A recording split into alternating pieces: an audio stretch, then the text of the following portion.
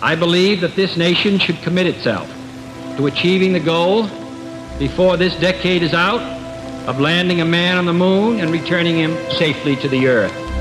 Picking up some dust. In the 1960s, an impossible dream came true when human beings walked on another world. The Eagle has landed. In all, 24 Americans went to the moon. But it took an unseen army of over 400,000 engineers and technicians to make it possible.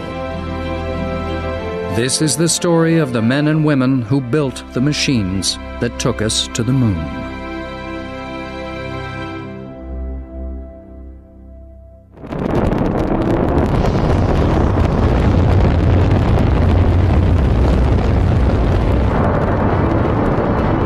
During the late 1950s and early 60s, the Cold War between the Soviet Union and the United States took an ominous turn which shocked the American people. Wait a minute. They put a satellite in orbit around the Earth? I think I said something like, golly gee, son of a gun. I didn't really say it that way, but similar. A group of us actually climbed to the top railings of the test stands and watched Sputnik go over as a white dot going across the sky like a meteor. And of course, all it was doing was going beep, beep, beep, beep. But hey, they put it up there, you know. The new strategic high ground was space. And the Russians continued to chalk up an impressive list of firsts. They had launched the first man, Yuri Gagarin. They had launched the first lady, and they were really in all areas way ahead of us. So we said, we better get cracking. The Russian space program called for a response. In May 1961, President Kennedy galvanized the American people with an audacious challenge: to reach for the moon. We choose to go to the moon in this decade and do the other things, not because they are easy, but because they are hard. Because that goal will serve to organize and measure the best of our energies and skills. Because that challenge is one that we're willing to accept, one we are unwilling to postpone, and one we intend to win.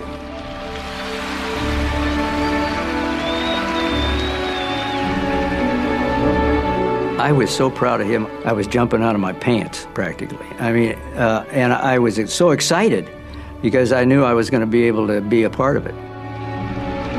I didn't realize the magnitude of the challenge or some of the technical requirements, but I still felt that, you know, we could do anything at that time. We were all young. We didn't know what failure meant, and we knew we could do it. Reality sets in for a moment and say, well, how are we going to do that? 10 years? That's a short time. And so it was a mixture of exhilaration and maybe even depression to think about how you're going to do this. To many, Kennedy's goals seemed almost impossible. But the president knew more than he was letting on. The key to his confidence lay in a small town in Alabama.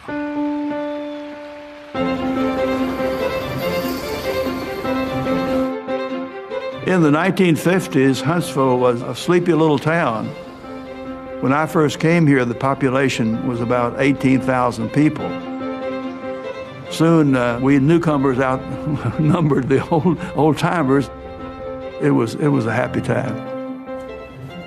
Among the newcomers was an unlikely group of people with a valuable set of skills: German rocket engineers. Led by Werner von Braun, the Germans had already mastered the basics of rocket propulsion.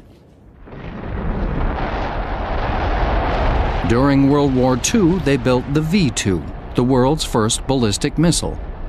Engineer Konrad Dannenberg.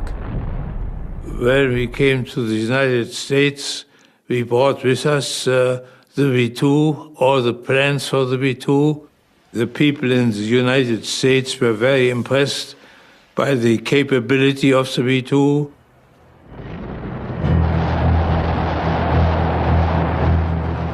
This technology was very important for the growth of the space program because these engines are more efficient, they can be controlled, and you really have a capability to work with your engines during your flight. The German people who came over were indeed very skilled people. They were, all of them, dedicated to rocketry and wanted to continue that, not from the standpoint of having rockets to launch on enemies, but the whole thing behind their thoughts was going into space, going to the moon. With the Russians leading the space race and America desperate to catch up, von Braun saw an opportunity to fulfill his lifelong dream. Von Braun was always thinking in the back of his head, we're going to the moon. That's what he wanted to do. And it infused everybody. We all wanted to go to the moon. All you had to do was talk to him 5 minutes and you were ready to go. He was very charismatic. You know, he could sell a refrigerator to an Eskimo. Von Braun turned his persuasive skills on the new president. And that, of course, was what eventually led President Kennedy to announce a trip to the moon. I'm sure he had been influenced by Wernher von Braun. Even before Kennedy's announcement, von Braun's team was designing a family of rockets they called Saturn. First on the pad was the Saturn I, almost 200 feet tall and with a thrust of 1.5 million pounds. When it lifted off, the engineers could not suppress their excitement. Ignition. All engines running. Thrust commit. Launch commit. Lift off. Go,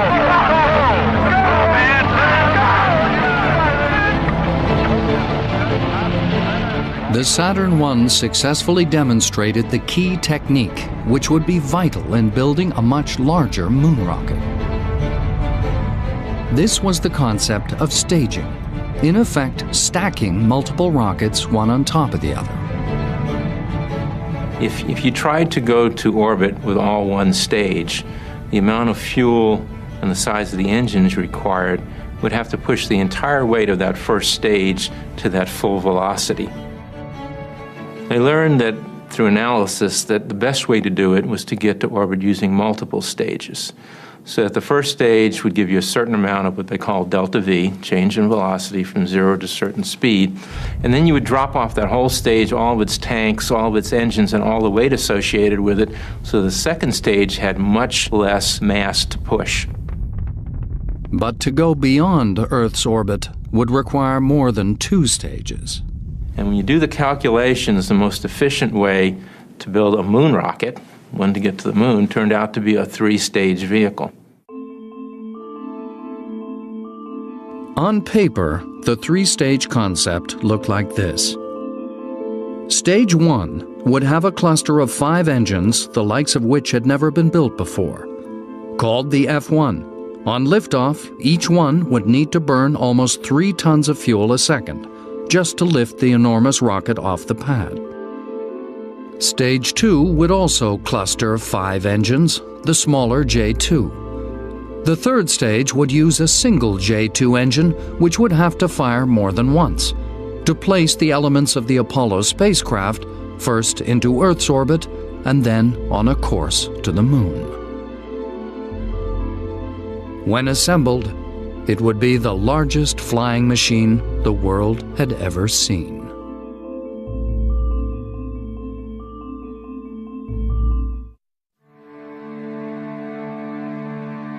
On paper, the Saturn V was capable of taking men to the moon. But could drawings be successfully turned into reality? The first stage of the giant rocket would be the largest. It needed to provide the initial thrust to lift the vehicle off the pad to a height of around 35 miles. The cluster of F1 engines designed to do this would require a huge leap forward in technology. Although they'd only burn for 2.5 minutes, the pipes and valves would have to withstand immense pressures and temperatures, If successful, it would be the largest liquid-fueled engine ever flown. To oversee its production at the newly formed Marshall Space Flight Center in Huntsville, von Braun turned to a young engineer called Sonny Morea.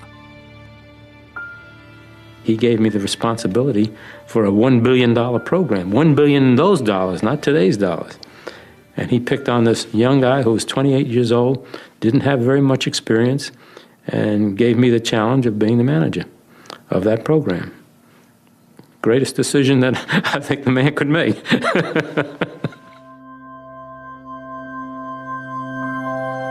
Building such a large rocket engine would also require a test facility on a similar scale. When you fire the first stage engines of the Saturn V, you develop 7.5 million pounds of thrust. That's tremendous kinetic energy coming out of those exhausts. And of course, you couldn't let it project the exhaust directly in the ground because pretty soon your test stand would fall over. So instead, you use a flame bucket to catch the exhaust gases and then deflect them outward. The huge amounts of energy unleashed posed problems for those living nearby.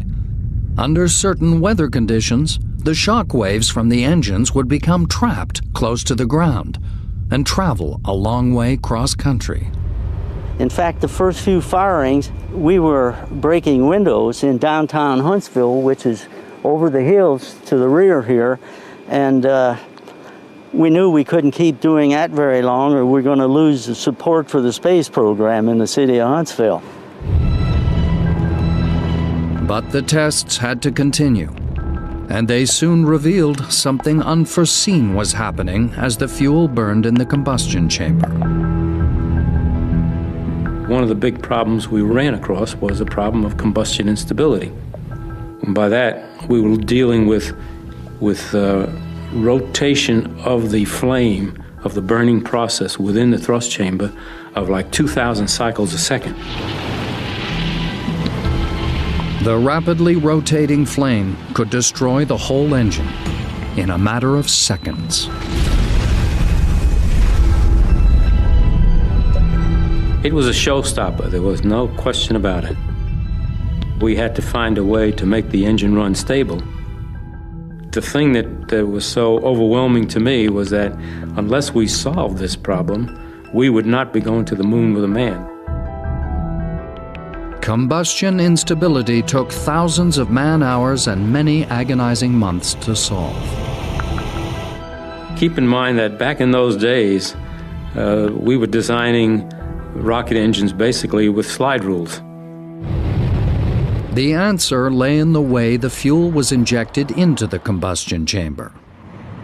The solution to the problem is shown by that series of copper baffles that you see on the face of the injector. And that particular arrangement baffled the oscillations so that we now had stable combustion. So it was a very nice, unique solution to a very serious problem that was a big showstopper in the program, had it not been solved.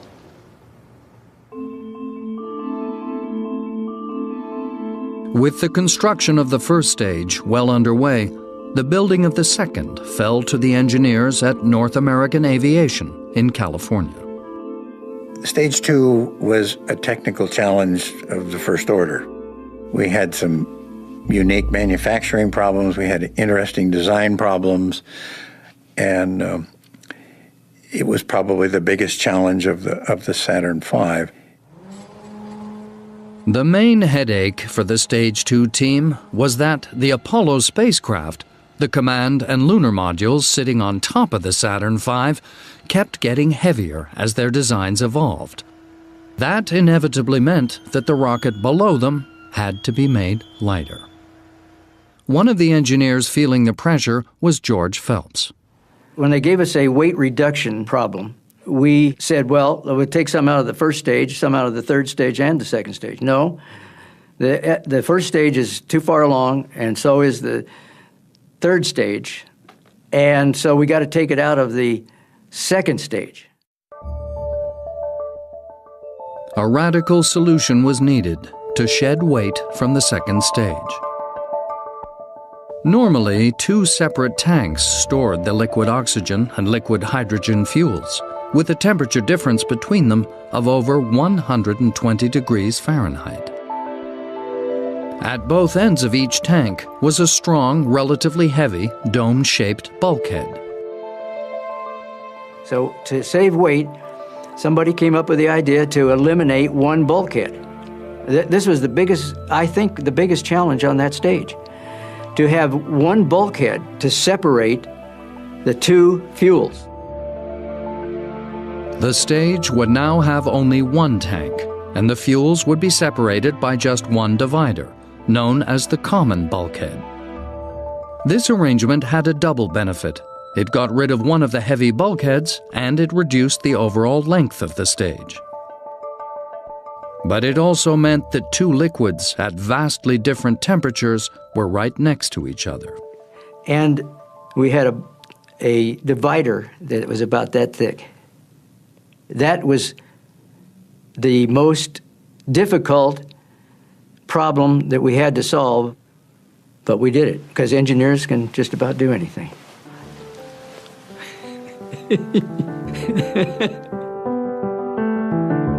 But the greatest temperature problem was not keeping the intensely cold liquid fuels insulated from each other.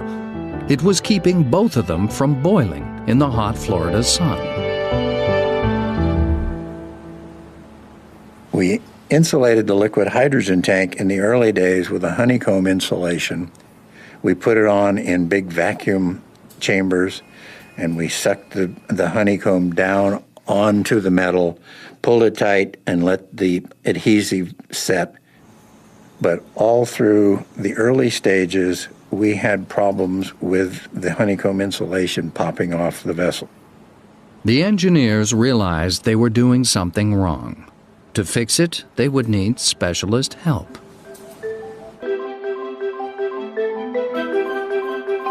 We were manufacturing the vehicle at Seal Beach in Southern California.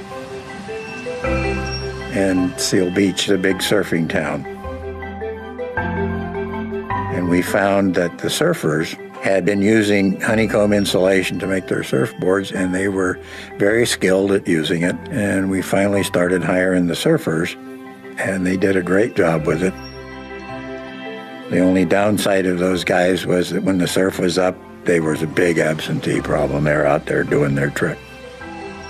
But they were a great bunch of guys, and they really brought a unique skill to the space program that I don't think we appreciated at the time until it was pretty well over.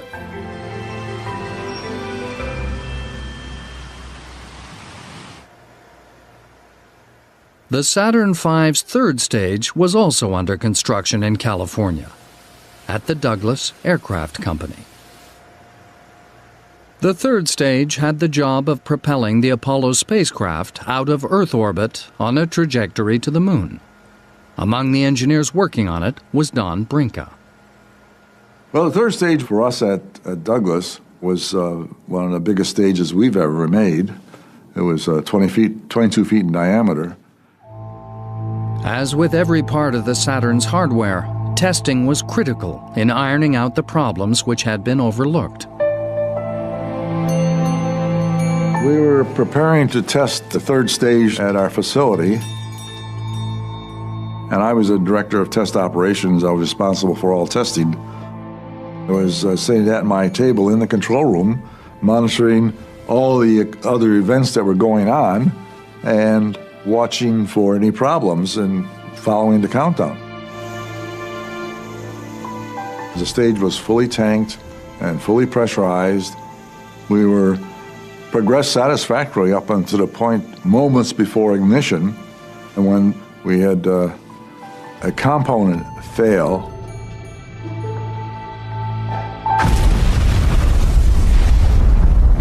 It was not hard to tell something was wrong. The whole blockhouse shook, everything rattled, and the screens all went white, and so we knew there was a major calamity.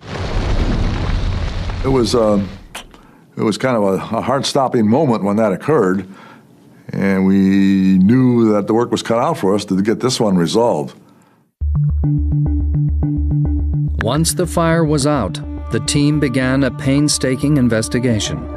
Attention soon focused on a metal sphere which had held pressurized helium.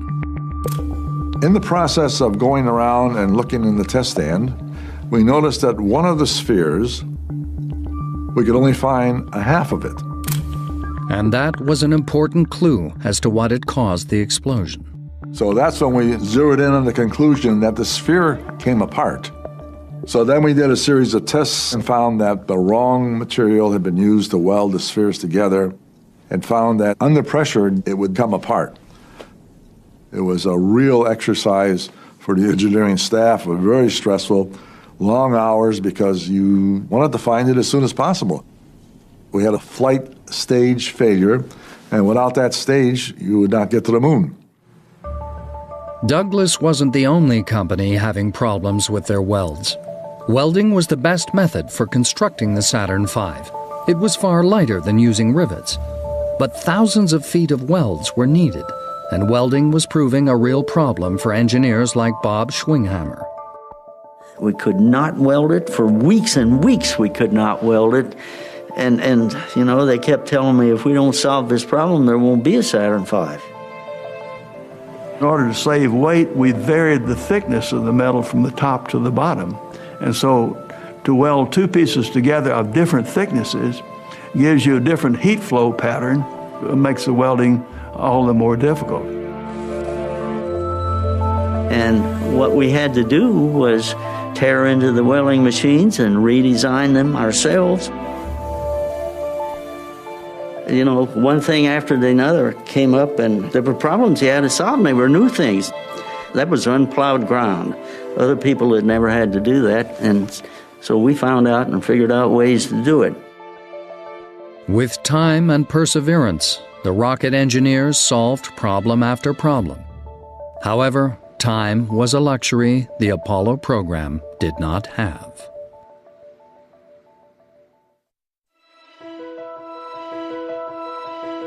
Early in the Apollo program, NASA realized it would have to drastically accelerate the development of the Saturn V in order to meet the deadline of placing a man on the moon by the end of the decade.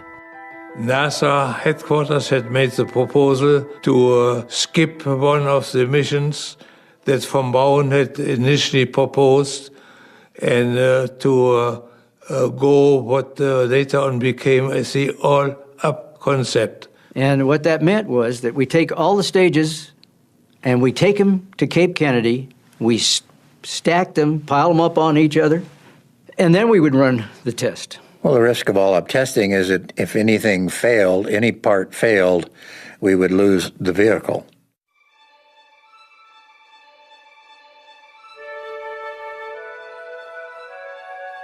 November 9th, 1967. Finally, after more than half a decade of technological achievement, the Saturn V was poised for its first unmanned all-up test. The flight would be known as Apollo 4. Apollo 4 was a tense time because those of us who were working on the individual stages were not sure that if we didn't do the individual stage tests at the time, something might go wrong. Testing to date had been successful, and so we had reason to believe that everything would work. But always there's a little something that happens you never know about. I looked at it and I remember thinking, you know, my God, we've done this. We've gotten it built and we've got one ready to fly. It's probably got 1 million pieces in it, and they all got to work at the same time. Liquid hydrogen tank in the second stage now pressurizing. T-minus 60 seconds and counting. T-minus 60. I was in awe of what was going on because I realized that not only was my F1 engine so important, but so many other systems went through that same sort of experience. They all had their major unknowns. They all had their teams that had to do their jobs perfectly, or that vehicle would not work. T-minus 50 seconds and counting. We have transferred to internal power. The transfer is satisfactory. As it comes up to ignition point, you're trying to run over in your mind all the things that you thought might need checking, again, you know, well, I think this is okay, and yeah, it has to be. We checked it so many times. We knew the countdown was going down. We knew what time they were supposed to launch, so we were all just transfixed on the launch pad. 15, 14, 13, 12, 11, 10, 9. Ignition sequence starts. 5, 4. We have ignition. All engines are running. We have liftoff. We have liftoff at 7 a.m. Eastern Standard Time.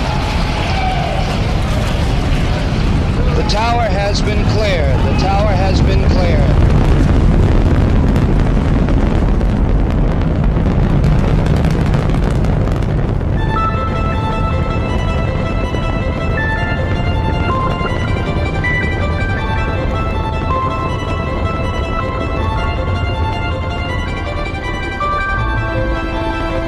You see it move off very slowly. Oh, what's wrong? It's never going to go. Come on, go, go, go, go. You want to coax it, you know, get off of there. You say, my God, that's, you know, thousands of tons, and it's moving so slow you think it's going to fall over.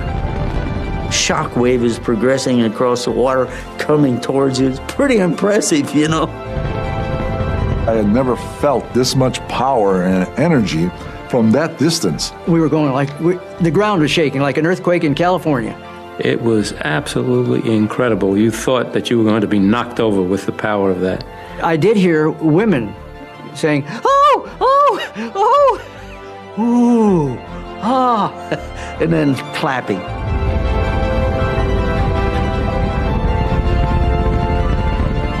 It was the dawn of a new era in spaceflight. With 5 engines guzzling 15 tons of fuel a second to generate 160 million horsepower, the 6.1 million pound Saturn rocket soared skyward. I was, you know, so nervous when it finally, the ignition was on the first stage, took off, and it fired properly, and that was wonderful. And then all I'm worried about is what are we going to do after the first stage burns out? Is ours going to start?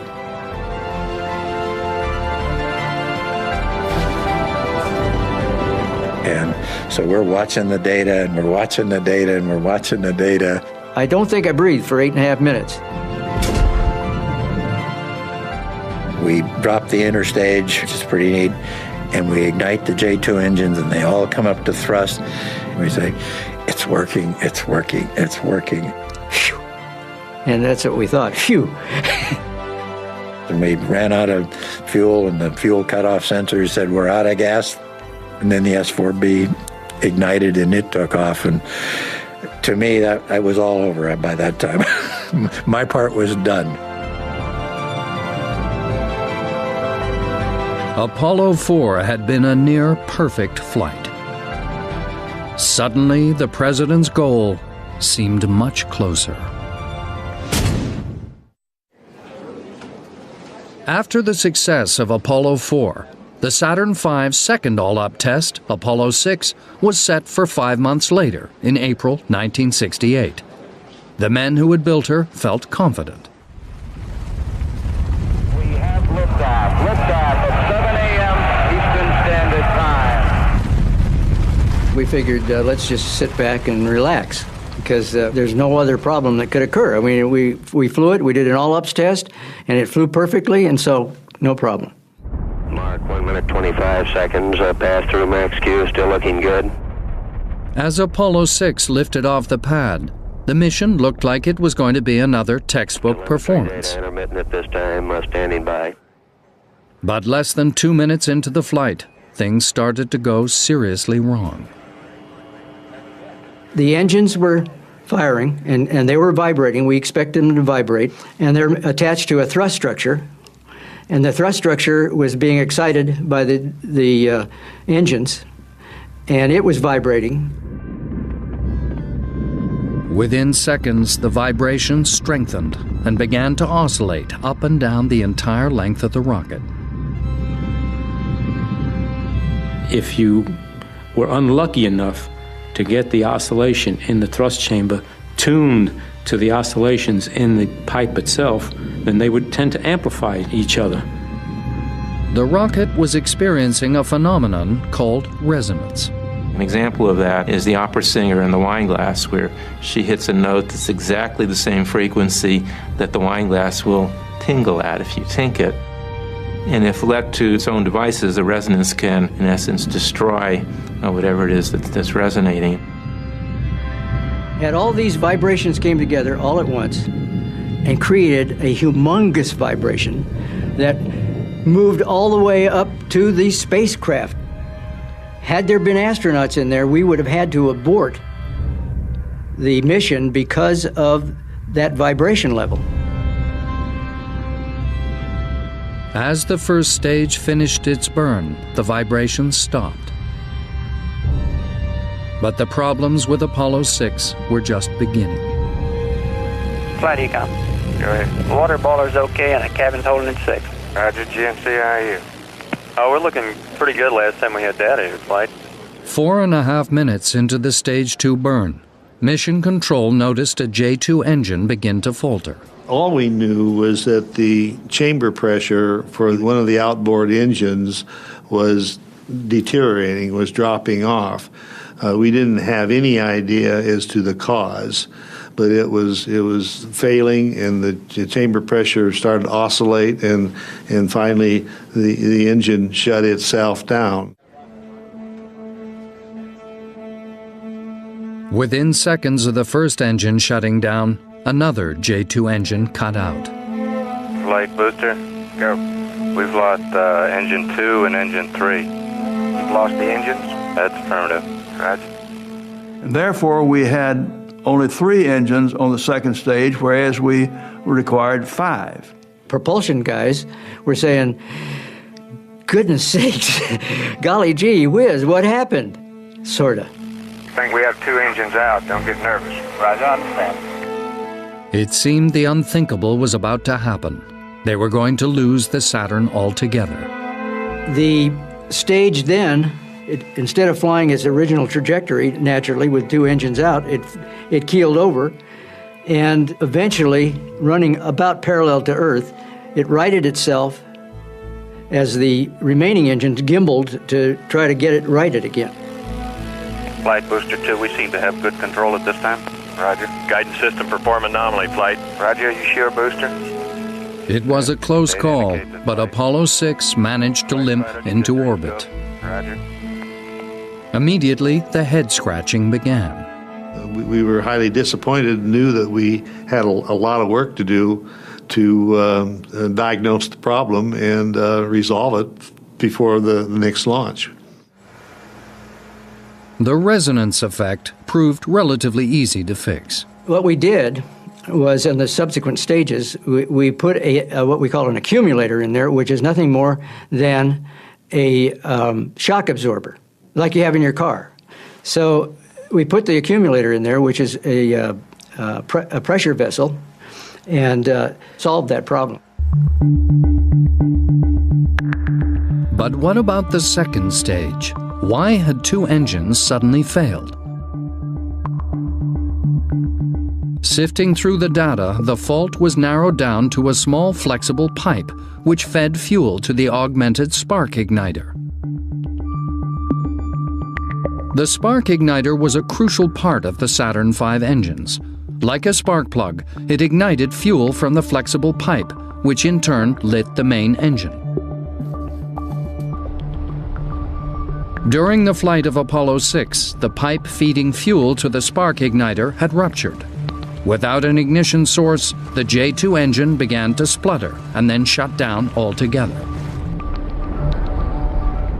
It was a failure the engineers had never seen before, despite all their tests. When you tested it on the ground, ice would form because the hydrogen was so cold, and freeze and make the line actually be a stiff line. But as one flies into space, and eventually there is no moisture, and therefore there's no ice to form and nothing to dampen the vibration of the spark igniter. The vibrations had led to the line flexing and rupturing. We figured out if it's rigid on the ground and didn't have to be flexible when we're flying, and so we put a solid pipe in, and that solved the problem. But why had the second engine failed so abruptly?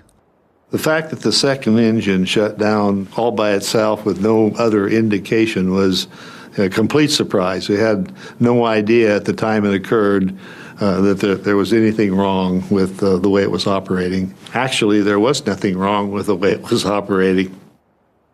The reason for the failure was somewhat embarrassing.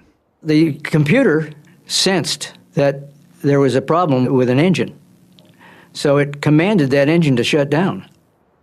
But the signal never reached the faulty engine where the pipe had ruptured. Instead, it shut down a perfectly healthy engine. We didn't realize, but the wiring for the two engines had been crossed. A simple mistake had almost wrecked the flight of Apollo 6, but at least the fix was easy. And so what we did was we made sure that the wirings were shortened so that they couldn't cross. So that's what we did. The near failure of Apollo 6 came at a bad time. In 1968, the possibility of America being upstaged by the Russians was still very real.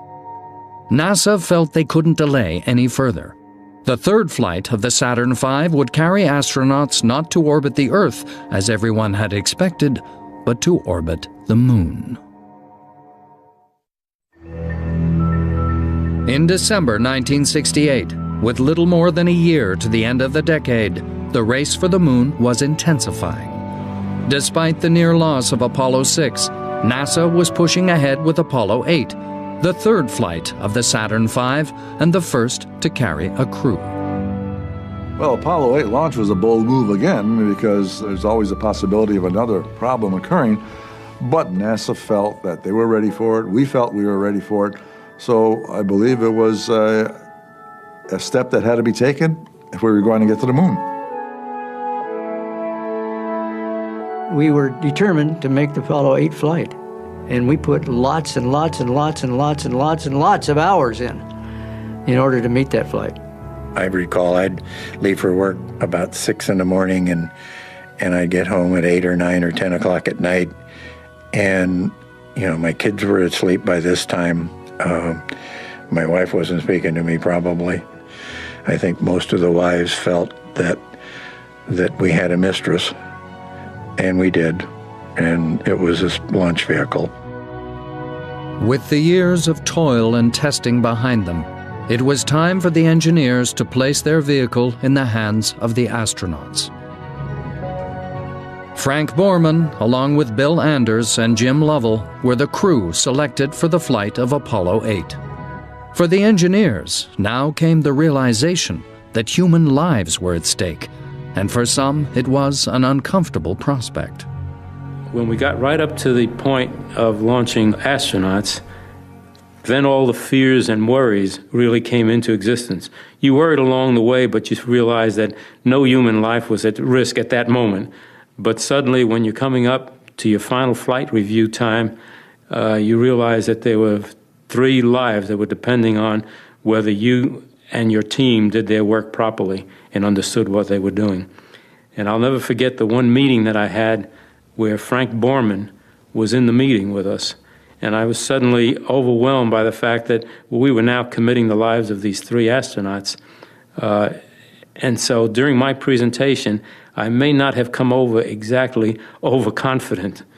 And Frank Borman picked up on that. And as we broke for lunch, he grabbed onto my shoulder going out the door of the room, and he said, "Sonny," he says, "you guys have done the best job you possibly can do. We followed the program. We understand what's going on. We know what the risks are, and we're prepared to take them. Don't sweat it. We're ready to go." And that made me feel great. That was probably the greatest moment in my life during that program.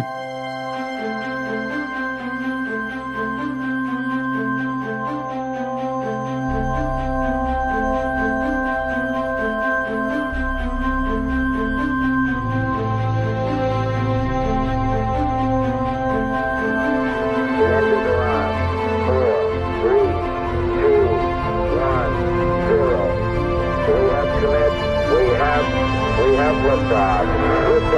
7:51 a.m. Eastern Standard Time.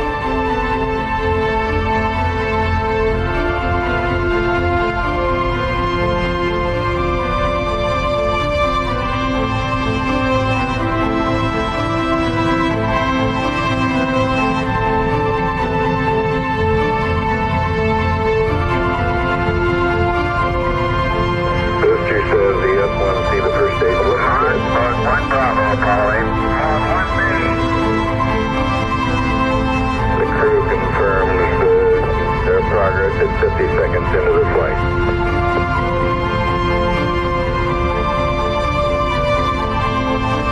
Apollo 8, you're looking good. I remember when I drove away from the Launch Control Center after the launch and I looked out at the pad and it was gone. And I actually felt like I lost one of my kids. It was just, a tragic loss to me. And I never felt that way about any of the subsequent launches. But that one, a piece of me went up and went downrange and fell in the Indian Ocean somewhere.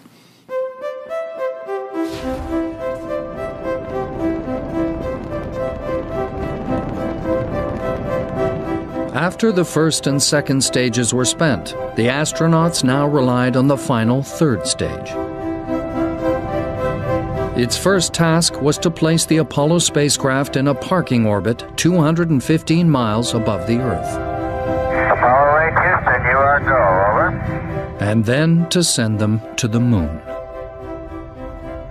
As the third stage was orbiting the Earth and the checkouts were in process, the engine had to be reignited. That's called translunar injection. And that was very tense because the whole program depended on that engine starting appropriately. TLI was always a tense time for the entire team. And yours truly certainly was an intense time because we were counting on that engine igniting precisely at the right time and burn precisely as long as it needed to burn to give us the precise velocities that we needed to reach the Moon properly. Apollo 8, you are go for TLI,